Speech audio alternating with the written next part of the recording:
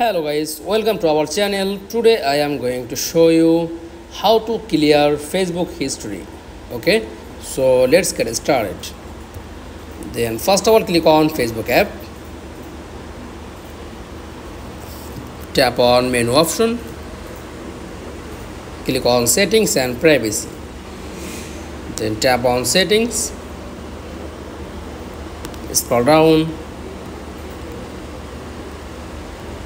Click on activity log, then tap on activity history.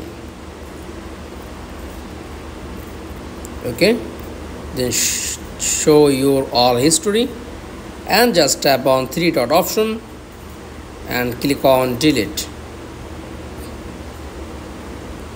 Okay, then delete, choose another history, tap on three dot and delete. That's all. Thanks for watching. Please like, comments and subscribe. Thank you.